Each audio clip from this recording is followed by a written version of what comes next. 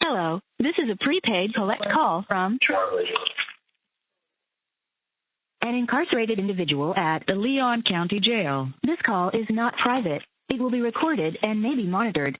If you believe this should be a private call, please hang up and follow facility instructions to register this number as a private number. To accept charges and consent to this recorded call, press 1. Thank you for using Securus. You may start the conversation now. Hey, Charlie. Hey, Mom. Hey, Dad. How are you? What happened before? The phone just cut, and then I kept trying to call you back, and it kept saying this PIN number is in use. So I hang up, and then I restarted, and then I wait 10 minutes, wait 15 minutes, and then it usually works again. It's just a computer glitch that has to go through. I knew there was something, and there was something wrong, but if it ever happens and you can't get back, I think you hung up on me. I know it's just a problem with the phone. Okay. Yeah, of course. Yeah, don't ever worry if that happens. Last night they were coming back to the tablet. So it's like if I didn't give them my tablet then through the door, they wouldn't have charged it. Oh, wow. Literally, they come to your door. There's a hatch. They don't open your door. There's a hatch, like a mail thing that you open the hatch in the middle of the door. That's how they pass you your food. So they come over, they bang on the door, and they open the hatch, and they go, give us your tablet. They got like 2 seconds to give it to them. If they don't give it to them, they've got to close the hatch. And then I wouldn't get charged for today. She's locked in the cell with no phone and looking at the wall for 24 hours. They would have cut us at some point anyway because I think we got off at like 10:43. Didn't you say they cut it at 10:45? They stopped the call? Yeah, I think we were on the phone until 10:35, 10:34. Yeah. So I knew at some point that was going to happen, but okay. But at least they charged it, so you've got it fully charged now? Yeah. I mean, it's already down to like 85%, but 85% will last the whole day. Yeah. Okay, check your phone and see how much money is on there. Well, I think the only way I can check it is when I call. Like when I call and it says like you have $75 or whatever. All right. But I'm fine. I mean, I'm not going to go through it. Oh, well, I got 223 in the commissary. Yeah, don't put any more in the commissary. I won't be here to use it. So that should be enough, right? 223. Well, you're only allowed to use how much a week? 40, and I think they charge you $2.75 a day for being here. So yeah, so that'll. What comes out about 60 a week or 70 maybe? 65, something like that. So if I assume 70, and you have how much in there? Because I don't get the commissary amount. I can only add. I don't get 243. I'm good to go. 243 at 70. No, 223. I'm fine. I'll let you know. Listen, I'll let you know. I'll know when I'm leaving. So I got a 4-day cruise. So your court date is not going to be for a month, right? For usually 30 days. Yeah. Okay. And Dan is going to come for that. Yeah. I'm sure Kate won't be there, but Dan will be there. Yeah, no, you wouldn't need Kate there, but yeah. Okay. So he's gonna come for that, and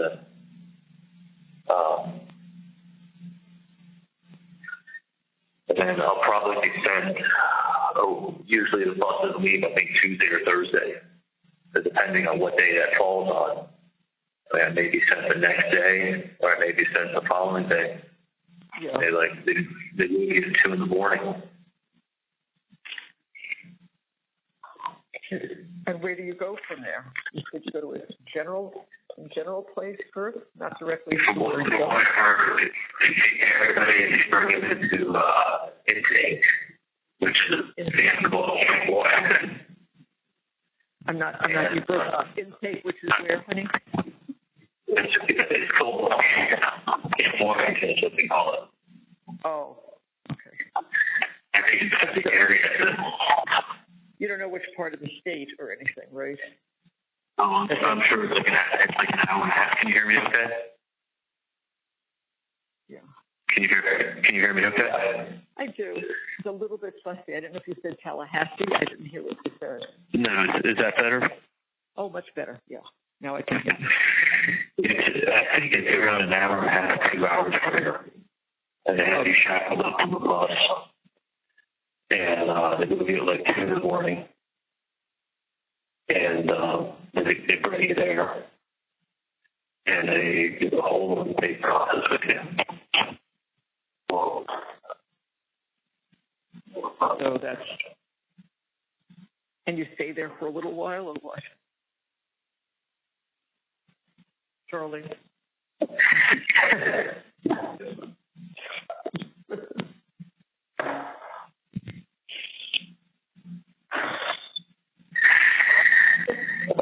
want to know you're there for like, could be a month, could be longer.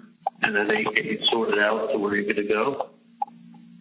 And I have a feeling it's going to be at least a month there. Really? Supposedly, I asked an officer yesterday, I think you're allowed visitors there, because once you get to a prison, you're allowed visitors in the city. Can you hear me? I hear you. I hear you perfectly. Yeah. So these headphones are going, I think I only hear in one ear. So I think you're allowed visitors, but I don't even know if that's where I want you to see me. I'm not going to be looking real good when you see me. You know what? We're doing just fine talking on the phone. When you're will see you, that's not gonna make the difference. Talking to other people now is fine. At least we get to talk to each other, and that's really what matters. So,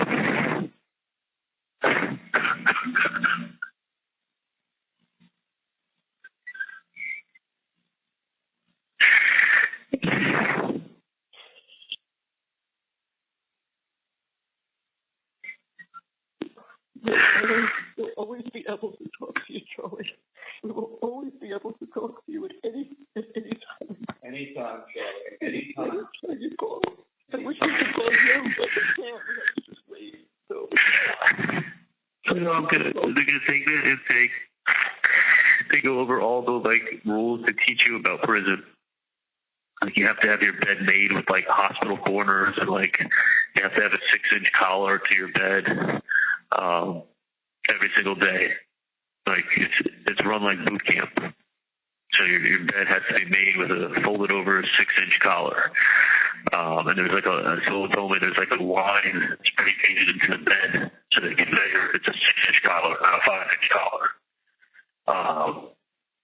And then it has to, you have to learn the rules and everything about stuff about prison. This is like prison schools. I'm still explaining today. Somebody told me about it. This is a guy who's been to prison for 10 years. I used to hang out with here. He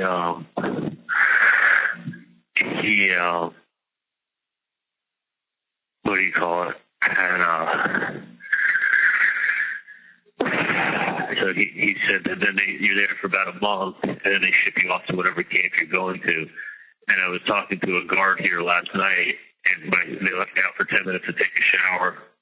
And he was saying that that classification there, you know, they sort people out based on classification. But one thing that the guy that I knew here who had like told me what it's like down the road said is that like anybody who's got like a 20-year or above sentence, they separate them. 20 years. Hold on a second. I'm gonna get it. Okay, hold on one second, okay, Mom? Okay. You know, I've been doing a lot better by working in the voluntary cells that I can't be at. It's making me feel like it's making me worse.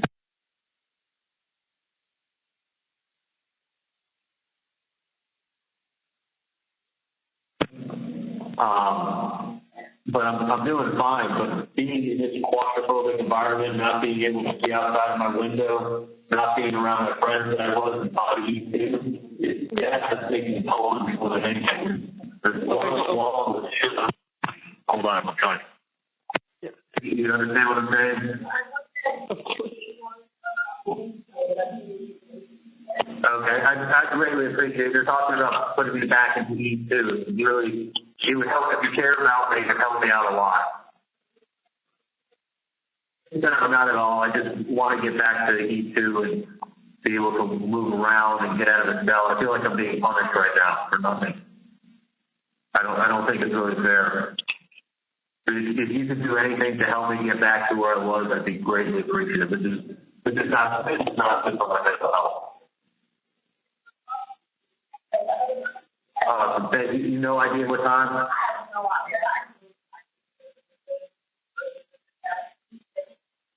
That would be fantastic. I look forward to seeing him. Thank you. You there? Yeah, I heard. Did you hear me talking to her? Yeah.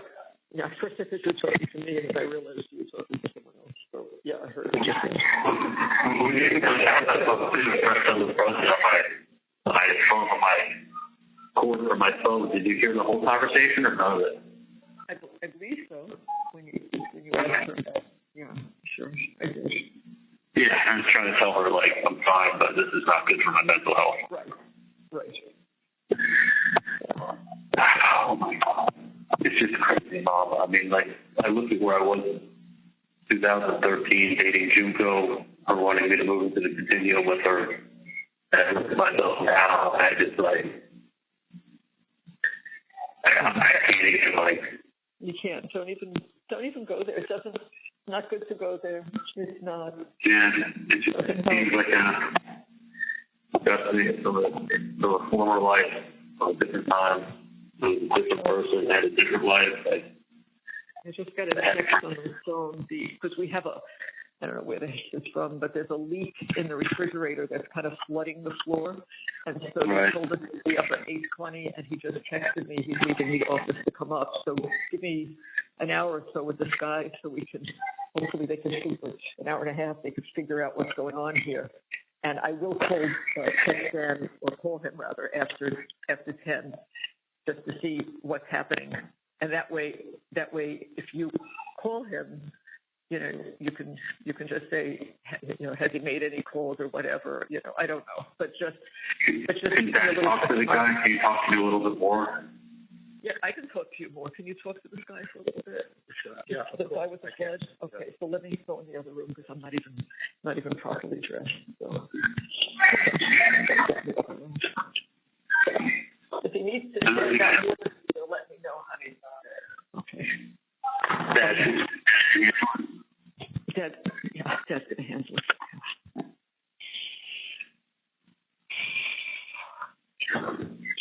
How's Dad doing? I haven't spoken to the children. I don't know. Oh my God. I haven't spoken to them yet. My plan is to speak to them. I want to do it when I get home from school, probably by Friday afternoon. Today's only Wednesday. Today is Wednesday. It hasn't even been 48 hours. It feels like it's been 2 weeks. I know.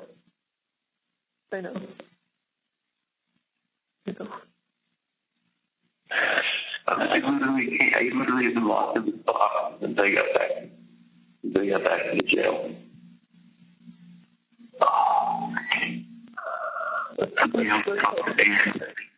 I'm out of the box for 40 minutes to talk to Dan, and then 10 minutes last night to take a shower. Other than that, I've been locked in a box with shit on the wall. Shit I haven't seen anything going on the wall.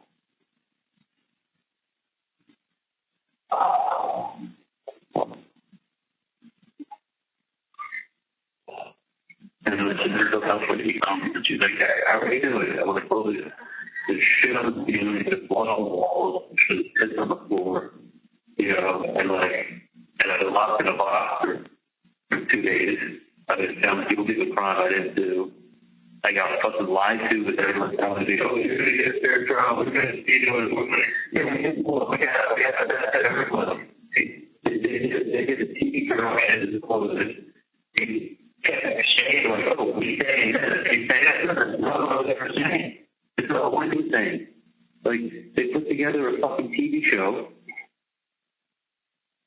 have shot autopsy photos, and made everybody real angry, and not one person is well. The guy with the brain, who was a white professional who, like, looked at the case and was like, yeah, I never would have found him guilty. Never in a million years. He's an alternate. Yes. And I think there's one other alternate also. Like, just that close to, like, actually having a life. Instead of literally going to fucking hell. It is literally, it's not even the fact that you're away from everybody. It's that, and then you're also in hell. It's like the mental and the whole, you know, and it's not, trust me, it's also the stress because you're not in a safe environment. I know, that's what they have to work on for you. He has to work on that for you. The only way they can keep you safe is if they put you in solitary. Come out for 30 minutes a day, you're by yourself, you're in no contact with any other human being, and then they keep you safe. I mean, they're running facilities, they're not running, not called that. It's not a federal prison is different. People go to federal prison, there's actually gyms there, but they have everything. Federal is paid for by the Fed. State is paid for by the state. State doesn't get federal money for state things. Like education gets paid for by the state of Florida. That's why, like, in really poor states like Mississippi and Louisiana, I mean, they've got serious problems with their prisons that are like, you know, like, based on like TV with like the state prisons in Louisiana, like Angola. I'm sure you've heard about them. Yeah. Where, I mean, it's literally like, I mean, it's inhumane, like storage and dangers. And you're going to be with people who have 20-year plus sentences. They will not put, like, if somebody has 10 years in prison, they won't even put them with you. They won't put them together with you. Because people who have 10 years are getting out. Most people, they know, when they've got a 20-year sentence, they know there's a good chance they're never getting out. They're people that have given up on life. They know they're not getting out. They know they're not getting out. They don't care. They turn into people turn into animals. You put them in cages. You give them no hope. They're not getting out. They don't care. What can you take from somebody? Somebody's already in prison for life. What are you going to give them, a second life sentence? Okay. I know. We both know. We know. Okay. So the guy gets a second life sentence. He's already got one life sentence. I mean, what they get hurt is that, like, people, like, with that and stuff like that, they don't get on the cars. Because what are you going to do? Press charges against someone? Okay, the guy's got a life sentence. What are they going to do? I mean, your work was also, you got a life sentence too. I mean, you go and you tell the police, you tell them that this guy just got stabbed by who you got stabbed by. Like, you're going to get stabbed again. And if they're like, well, we got to move him to facilities, we'll put him in another facility. Do you know that every time they transfer you, they make it public record? It's on the internet. They will know where you're going before you get there. Like, if they move you from a place in Central Florida to a place in the Panhandle, right? Whenever the transfer orders go in, it gets posted. It gets put on, it's a public record. So if I got moved from Central Florida to the Panhandle of Florida, right? It gets posted. People in the Panhandle, like, let's say it's gang activity in Central Florida, then by the time you get to the Panhandle, the gang members there know who you are and know that you just told on the guy that just stabbed you in this other person. They're going to get you there. I mean, they don't know you're there the first day you're there. The pressure to get somebody in another facility. That's why it does it. Like, if you get stabbed and you don't tell the guards who stabbed you, you can't say it. Why not? Okay, so what are you going to do? Put the guy in a box for 6 months who stabbed you? Okay, they're going to get you back.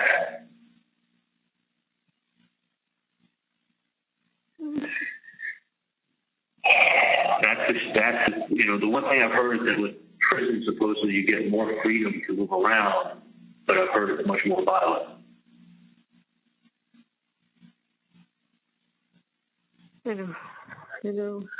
You've told me this before. The guards aren't like here in jail. The guards are with you. Like in prison, the guards aren't with the inmates. The guards don't walk around like here. The guards walk around the pod, and it's like there's cells, and then there's the center area that's about 80 feet by 40 feet. That's got in the center of the triangle where the tables and the desk is set up. And the guard is there, and every 25 minutes he gets up and does rounds. Walks by every cell, looks in every cell, and the guard's right there with you. In prison, it's not like that. They're in a control room. They're in like a glass enclosed, it almost looks like a control tower at the airport. Like they're in a glass enclosed booth. They can call and radio stuff in, but they're not out walking amongst you. And they're supervising it's like in the center, supervising like 2 dorms.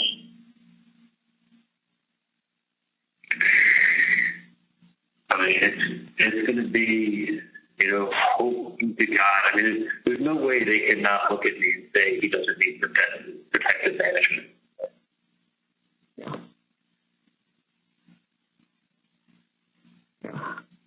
It's going to take a little time to figure out all of this stuff and how that happens, but I know it will be worked on. I know it will be worked on. Yeah, I know it will work on. Hopefully they don't do protective management like they did here, where they're like, okay, here's a cell for, you come out an hour a day by yourself, otherwise you're sitting in your cell. You know what? Let's not think about it because you don't know. Just conjecture. Let's hang in there. Wait and see how it happens. All right? It will be looked after. So, Ollie, I don't want to say it here. Dad's going to need me up front. He's not holding it together all that well, and I need to talk to the repair guy without let Dad come in here. He'll be okay. Just along a little bit. Well, I'm going to switch places with him. So, okay. I'll be fine. I'll be all right. No, you just... Do you want me to just let you go so you can talk to Dad? I'm not able to talk to him when he's like this. I just need to. I just want to get him into the bedroom so he can lie down, and I'll go out there with this guy for a little bit. Do you want me to talk to Dad, or do you want me to just let Dad lie down? No, I want Dad to go lie down. I want you to talk to him right now. He's an advantage. I'm sorry. I don't mean to upset you. No, please. It's not that. It's just that as each time he walked by, he heard some of the conversation. He just keeps losing it. So I just want to get him to come down, lie down. I think I will give him his Xanax and let him rest. And then I have to go out. I'm sorry. Want me to talk to Dad and tell him I'm doing good? No. I want you to talk to him later. He's just going to need to put his head down now. Okay, honey? Give him the Xanax. Yeah, I will. And call back so you'll talk to him after. Okay, honey? When should I call back? I would say give him an hour. Just want to give him something and let him rest, and then. I'm sorry, I didn't know that. No. He'll feel better when he hears your voice like this. Okay. Want me to talk to him for a second and tell him I'm doing okay? Yeah, hold on. Make it really quick. Honey. Yes. Okay. Here a second. I told Charlie that you just need to lie down for a few minutes, but I told that he wants to just split his voice so you know he's okay. Okay, I'm all right. Yeah, I'm all right. I'm fine. I appreciate you guys listening. I don't need to stress you out with anything. Oh, no. I want you to be able to talk to us. It's much better if you can talk things out. Much better. Yeah, all out.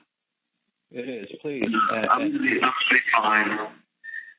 I'm going to be fine. So I just want to tell you. But we're here with you all the time. Please understand that. If you have to call, it's fine. But, Yeah. No, I love you guys. I'm sorry. I got so much running through my head. Of course you do. I know. But I'm fine, Dad. But I would tell you take a Xanax because if I was you, I'd be doing the same thing. So I would take a Xanax. So Yeah, I told him. you're better off doing that than dealing with the stress. Yeah, so he's No. going to take it, lie down for a little bit, and I'll deal with this guy in the kitchen. Yeah, Okay. okay. Okay. I'll just talk to them Do downstairs. that. What, honey? I'll be fine. I know I'll be fine. I'll call you guys in like an hour or so. Yeah, that would be perfect. That would be perfect. Okay, honey? Lay down and I'm going to try to listen to the radio. Perfect. Okay. All right. We'll talk in a little bit. Love you, honey. All right. I love you guys. Take care. Bye. Love you. I got it.